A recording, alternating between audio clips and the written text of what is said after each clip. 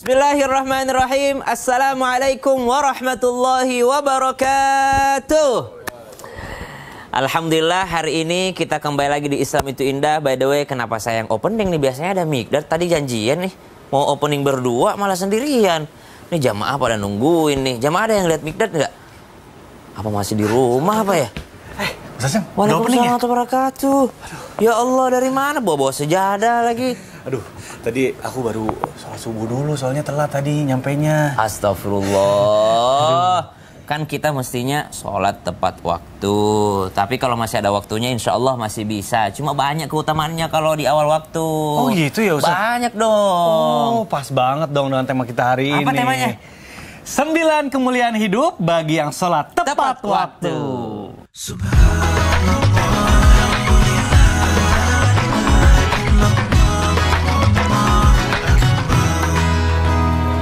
Assalamualaikum warahmatullahi wabarakatuh. Waalaikumsalam warahmatullahi wabarakatuh. Jamaah. Yeay. Oh, jamaah. Yeay. Alhamdulillahirabbil alamin wassalatu wassalamu ala asyrofil anbiya'i wal mursalin wa ala alihi washabbihi ajmain amma ba'du. Alhamdulillah jamaah, bertemu lagi bersama saya Mikdad Adausi tentunya di Islam itu Indah. Seperti biasa di pagi hari ini kita akan belajar bersama-sama tentunya dengan guru-guru kita yang luar biasa. Kita sapa dulu Ayah Ustazah Lulung. Kok ayah sih? Cicing wae. Ada Ustazah Lulung, apa kabar Ustazah? Baik, alhamdulillah. Sehat ya? Sehat luar biasa. Waduh, Masya Allah, ini semangatnya ditunggu banget kalau Ustazah Lulung kita udah tahu ya. Keceplosan masih pagi. Habib, Masya Allah, sehat Habib? Alhamdulillah sehat. Duh, makin ganteng aja Habib, Masya Allah. Semangat ya pagi ini Habib, Masya Allah. Ustaz ya, obat nyamuk kan? Oh iya. Bagian nyamuknya. Ustaz apa kabar nih? Alhamdulillah sehat. Tadi kita janjian berdua opening. Iya, maafin saya ya. Tapi pas banget nih, Masya Allah nih. Alhamdulillah nih. Nah, Ustaz Syam, berkaitan sama tadi yang kita bahas nih. Kita bicara soal sholat tepat waktu. Banyak juga nih orang yang dengar azan itu, ntar dulu lah, baru juga azan. Habis itu udah komat, ntar aja nunggu orang pulang dari masjid. Terus. Nah, padahal katanya tadi kata Ustaz Syam, ada keutamaan kalau misalnya kita itu sholat tepat waktu. Masya Allah. Nah, kita jadi pengen tahu nih.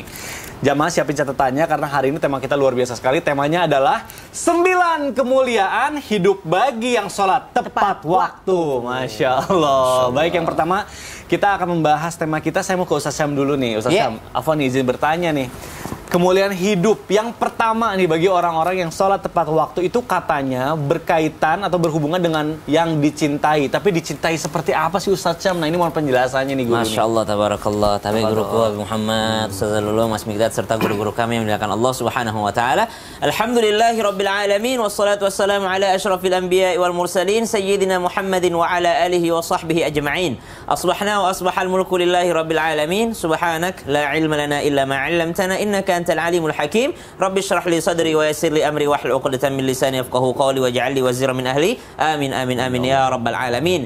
Kemuliaan bagi mereka yang menjaga salatnya tepat waktu. Karena kalau dikatakan tepat waktu ya masih di dalam waktunya. Ada yang di awal waktu, ada yang di pertengahan, ada yang mungkin sudah masuk di waktu yang makruh ataupun bisa jadi di waktu yang sudah haram atau terburu-buru melaksanakan sholatnya di akhir-akhir waktunya. Tapi itu masih tepat waktu. Maka subhanallah, bagi mereka yang menjaga sholatnya di awal waktu ataupun tepat waktu, maka akan mendapatkan cinta. Karena berhubungan dengan cinta ini kemuliaan yang pertama.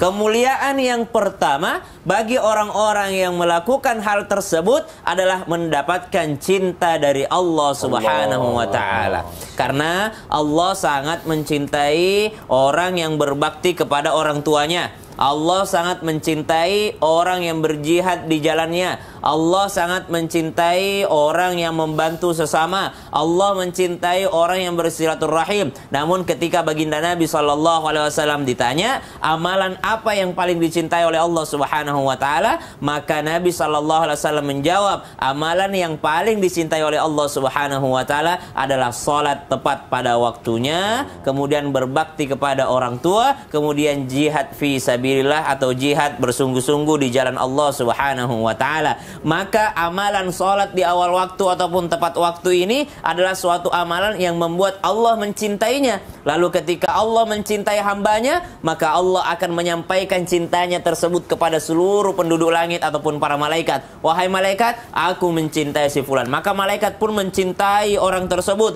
Lalu malaikat menyampaikan cintanya kepada seluruh makhluknya yang ada di muka bumi. Maka orang tersebut bukan hanya dicintai oleh Allah Subhanahu wa taala, tapi juga dicintai oleh sesama manusia. Apa efeknya? Orang yang dicintai oleh Allah Subhanahu wa taala bukan hanya bagus salatnya, tapi bagus juga silaturahimnya.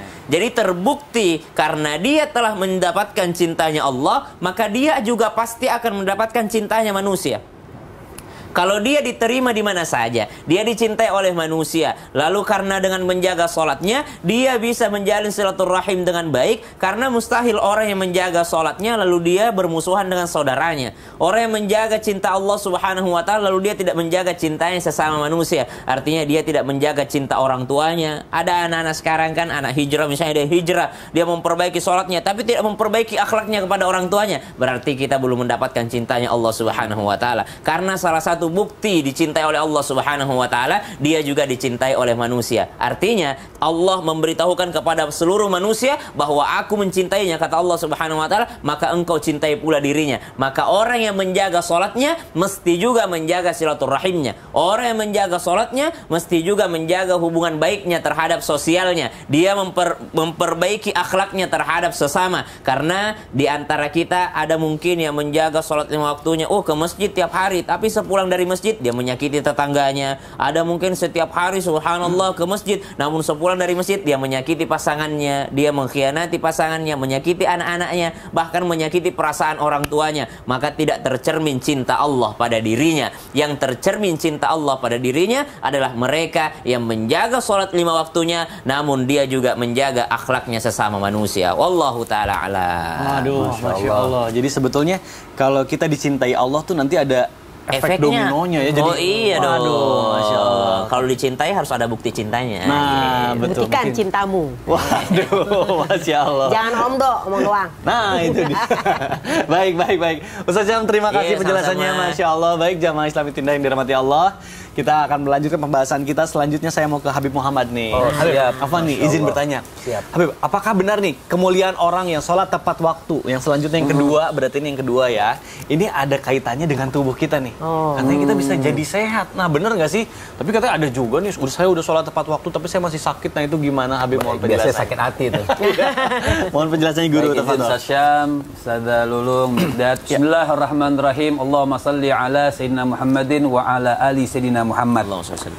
Ini tema yang bagus sekali tentang sholat. Dan pemirsa semuanya jangan pernah bosan kalau diajarkan tentang sholat. Karena sholat itu betul-betul dipandang oleh Allah Subhanahu wa ta'ala. Sering diajarkan aja, kita masih lalai untuk melakukan sholat. Tanya sama kameramen yang ada nih sekarang. Dikatakan oleh Sayyidina Utsman ibnu Affan, dia mengatakan, man hafidha salawatil khamsa liwaktiha wa dawama 'alaiha akramahallahu bitis'i karamat. Orang yang menjaga salat di awal waktu wa dawama 'alaiha, dan selalu istimrar, terus menerus melakukan salat di awal waktu, Allah muliakan dia dengan 9 kemuliaan. Tadi yang pertama sudah dibahas guru kita Ustaz Syam, yuhibbuhullah. Artinya Allah Subhanahu wa ta'ala cinta dengan dia. Dan yang kedua, wa yakunu badanuhu sahihan. Artinya badannya jadi sehat. Orang yang sholat itu mensehatkan badan. Pernah terjadi satu sahabat, beliau sakit perut, menggerutu sama Nabi. Kata Nabi, qum, bangunlah untuk sholat, karena di dalam sholat ada pengobatan. Wah, mantap ya. Artinya di dalam itu sholat itu nggak sembarangan. Tapi katakan misalnya, maaf yang Mikdad katakan itu, nanti ada dua hal, misal yang sudah disampaikan Ustaz Syam juga. Ada orang yang sholatnya awal waktu mencibir yang lainnya. Oh, saya sudah sunnah nih. Kan zaman sekarang begitu ya. Oh, saya sudah sunnah nih. Nah, itu tidak boleh. maka dikatakan ada riyaknya itu dikatakan oleh Dirar bin Murrah itu salah satu teman iblis, teman akrabnya iblis di neraka jahanam itu adalah orang yang riyak dalam ibadahnya, riyak dalam segalanya. Jadi sholat aja, artinya semuanya karena Allah Subhanahu wa taala. Kita ke masjid nih, siap nih. Nah, di sini maksudnya bisa sehat sholatnya, artinya badannya. Man hafidha salawatil khamsah, siapa orang yang menjaga sholat itu termasuk rukunnya, syaratnya, ilmu sholatnya. Bukan cuma dia sholat di awal waktu nggak tahu cara wudhu yang benar, atau disambungkan dengan sombongnya, disambungkan dengan riyaknya, badannya makin sakit. Kenapa? Nggak ada manfaatnya.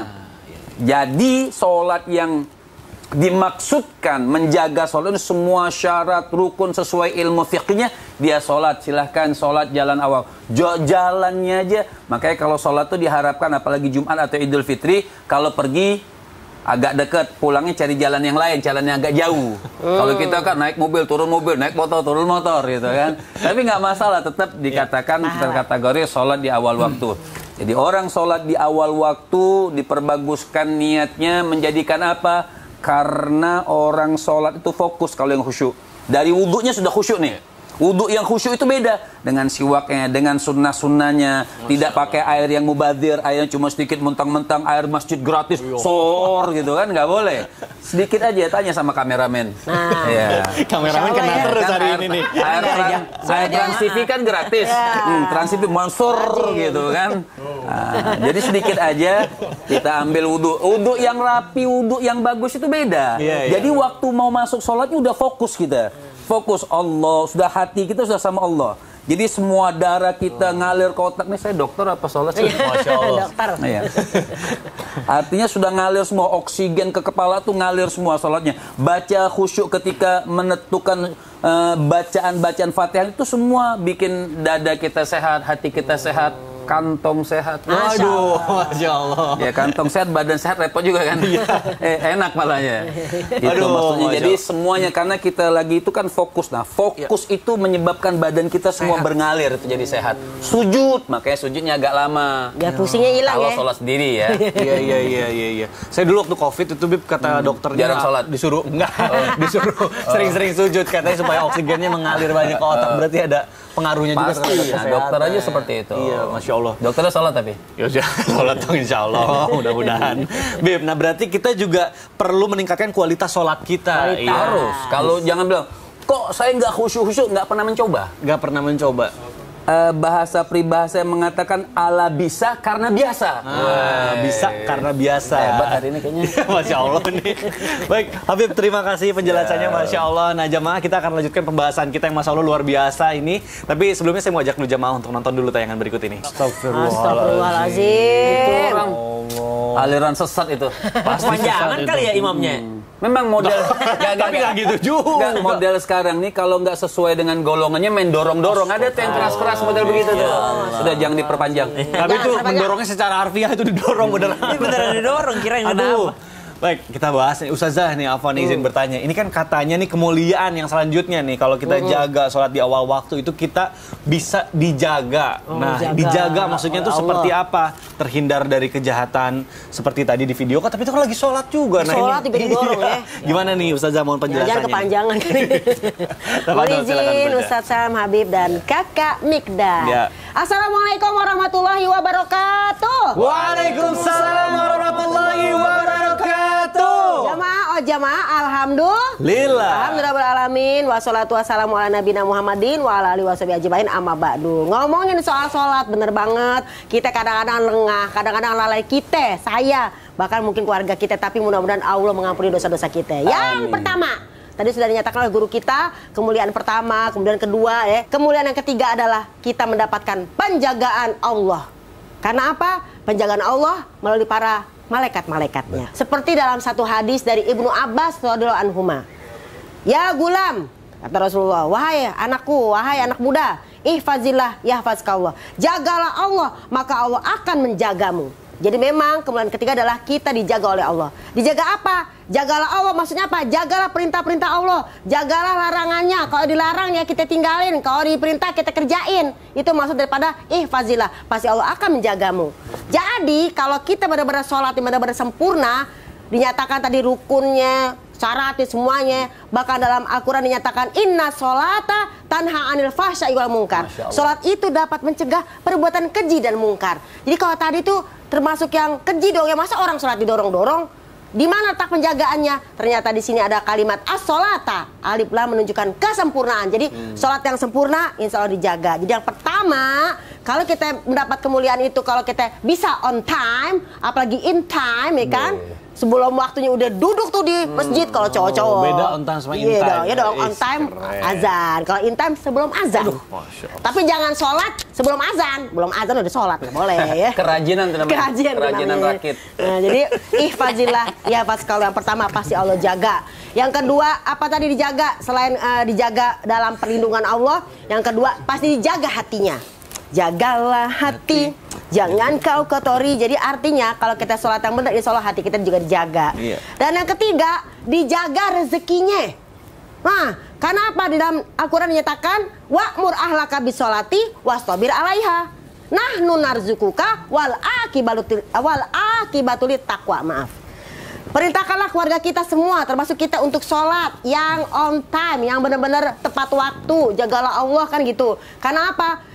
Kita akan berikan kamu rezeki. Itulah akibat bagi orang bertakwa. Jadi kalau kita benar-benar jaga perintah Allah, Allah dekat sama kita, malaikat dekat sama kita, bahkan orang-orang soleh dekat sama kita. Kalau dia pada dekat dengan soleh-soleh, apa yang kita minta pasti Allah kasih.